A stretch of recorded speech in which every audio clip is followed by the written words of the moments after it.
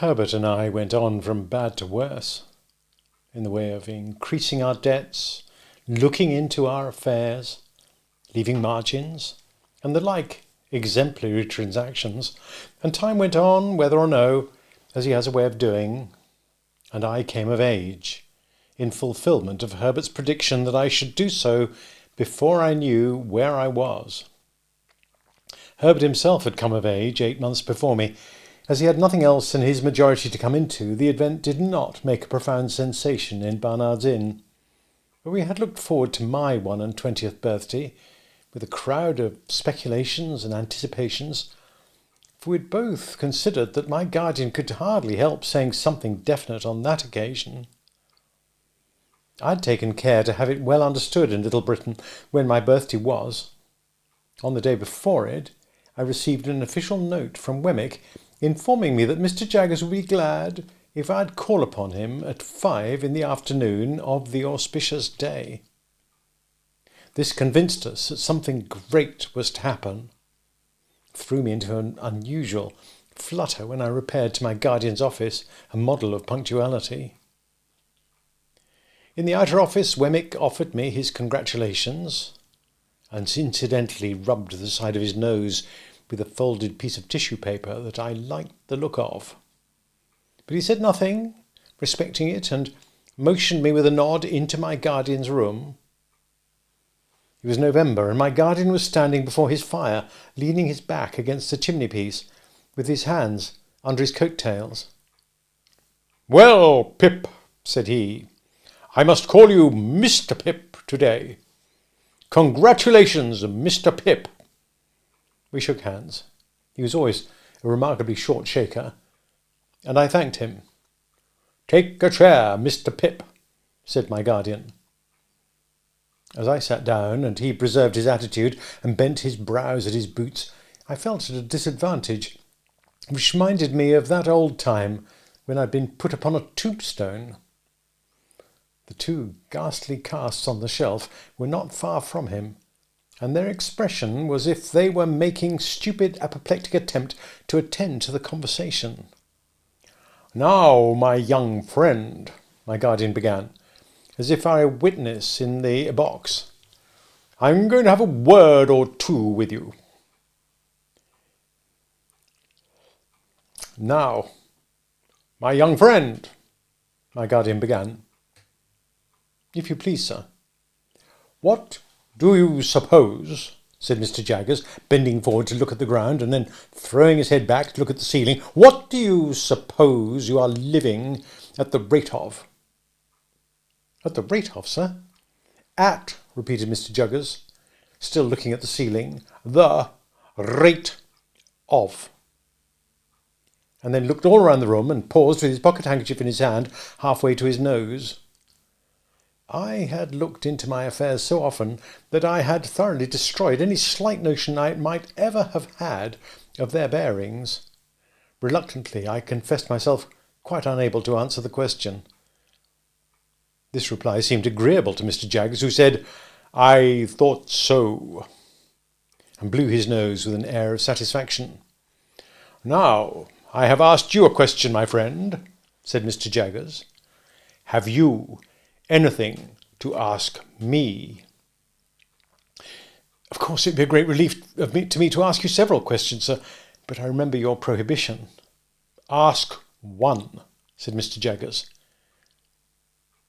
"Is my benefactor to be made known to me today?" "No." "Ask another."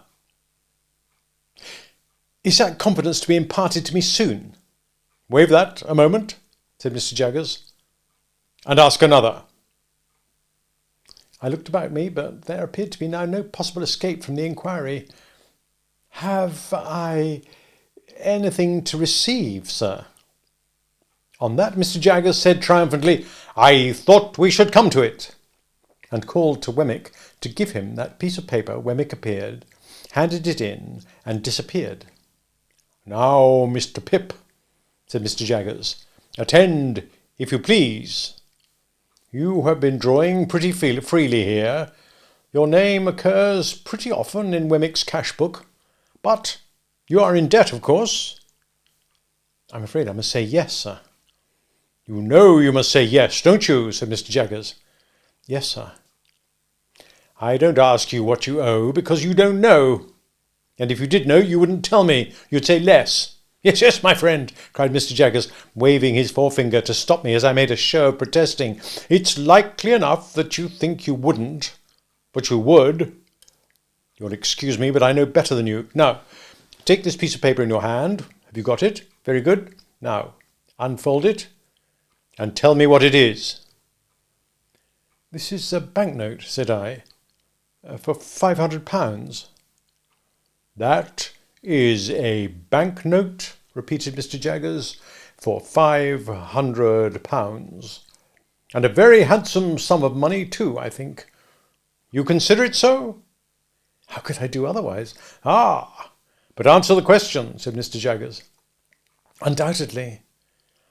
You consider it, undoubtedly, a handsome sum of money. Now, that handsome sum of money, Pip, is your own.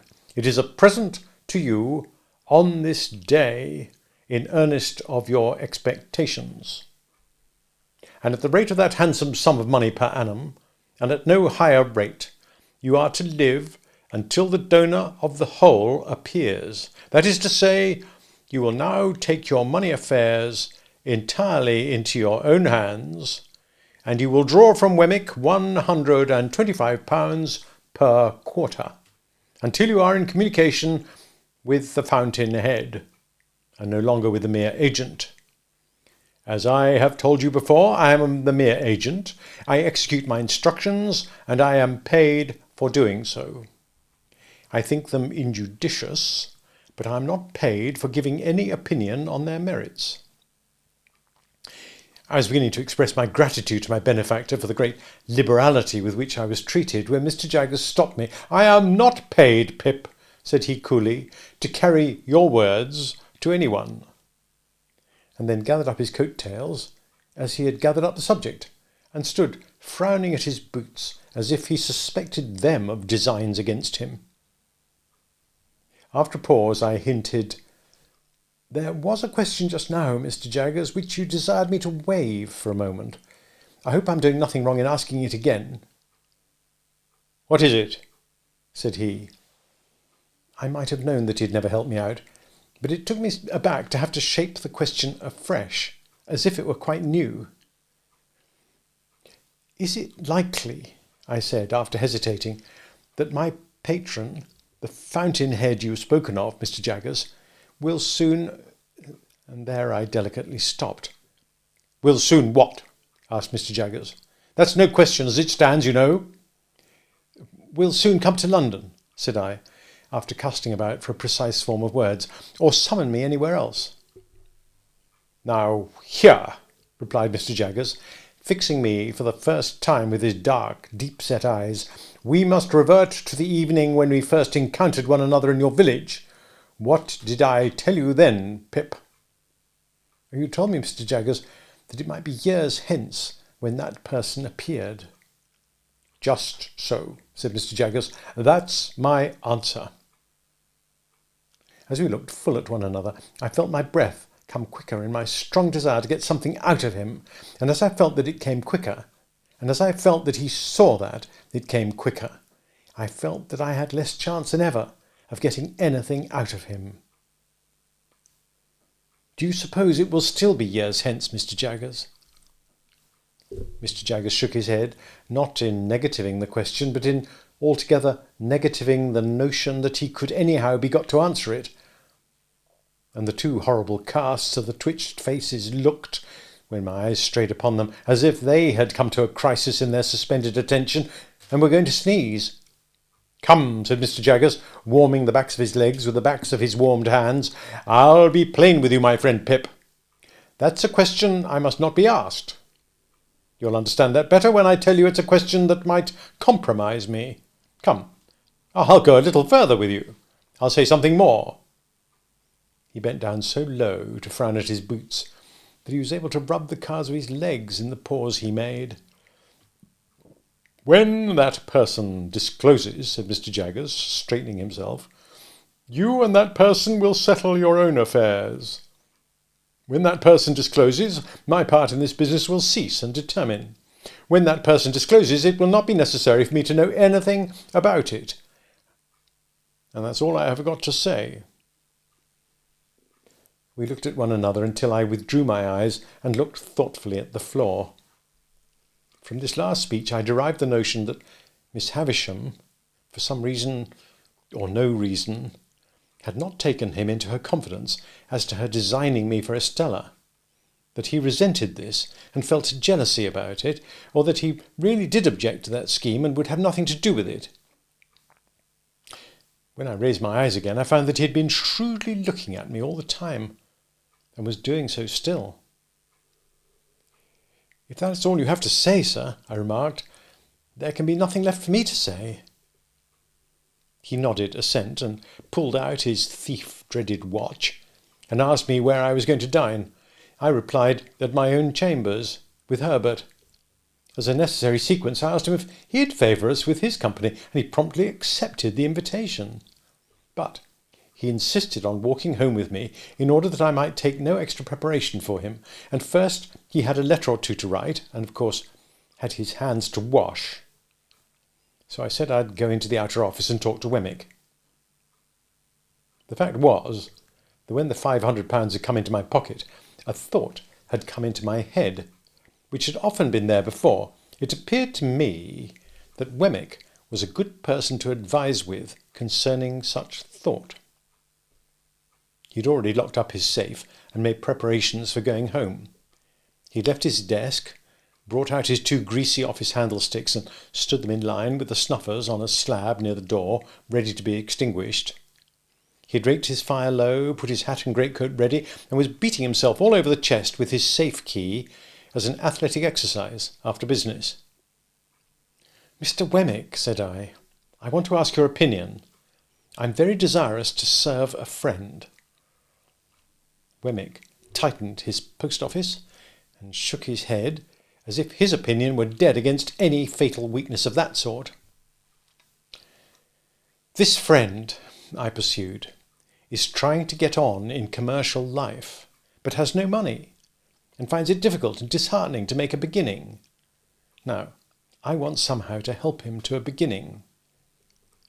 "With money down?" said Wemmick, in a tone drier than any sawdust. "With some money down," I replied, for an uneasy remembrance shot across me that symmetrical bundle of papers at home. "With some money down, and perhaps some anticipation of my expectations." "Mr. Pip," said Wemmick, "I should just like to run over with you on my fingers, if you please, the names of the various bridges up as high as Chelsea Reach. Let's see. There's London, 1, Southwark, 2, Blackfriars, 3, Waterloo, 4, Westminster, 5, Vauxhall, 6. He checked off each bridge in turn with the handle of his safe key on the palm of his hand. "There's as many as 6, you see, to choose from." "I don't understand you," I said. "Choose your bridge, Mr. Pip," returned Wemmick, "and take a walk upon your bridge, and pitch your money into the Thames, over the centre arch of your bridge, and you know the end of it. Serve a friend with it, and you may know the end of it too, but it's a less pleasant and profitable end." I could have posted a newspaper in his mouth, he made it so wide after saying this. "This is very discouraging," said I. "Meant to be so," said Wemmick. "Then is it your opinion," I inquired, with some little indignation, "that a man should never—" "Invest portable property in a friend?" said Wemmick. "Certainly he should not, unless he wants to get rid of the friend, and then it becomes a question how much portable property it may be worth to get rid of him." "And that," said I, "is your deliberate opinion, Mr. Wemmick?" "That," he returned, "is my deliberate opinion in this office." "Ah," said I, pressing him, for I thought I saw him near a loophole here. "But would that be your opinion at Walworth?" "Mr. Pip," he replied with gravity, "Walworth is one place, and this office is another. Much as the aged is one person and Mr. Jaggers is another, they must not be confounded together. My Walworth sentiments must be taken at Walworth. None but my official sentiments can be taken in this office. Very well, said I, much relieved. Then I shall look you up at Walworth, you may depend on it. Mr. Pip, he returned, you will be welcome there, in a private and personal capacity. We had held this conversation in a low voice, well knowing my guardian's ears to be the sharpest of the sharp. As he now appeared in his doorway, toweling his hands, Wemmick got on his greatcoat and stood by to snuff out the candles. We all three went into the street together, and from the doorstep Wemmick turned his way, and Mr. Jaggers and I turned ours. I could not help wishing more than once that evening that Mr. Jaggers had had an aged in Gerrard Street, or a stinger, or a something, or a somebody, to unbend his brows a little. It was an uncomfortable consideration on a 21st birthday that coming of age at all seemed hardly worth while in such a guarded and suspicious world as he made of it. He was 1,000 times better informed and cleverer than Wemmick, and yet I would 1,000 times rather have had Wemmick to dinner. And Mr. Jaggers made not me alone intensely melancholy, because, after he was gone, Herbert said of himself, with his eyes fixed on the fire, that he thought he must have committed a felony, and forgotten the details of it, he felt so dejected and guilty.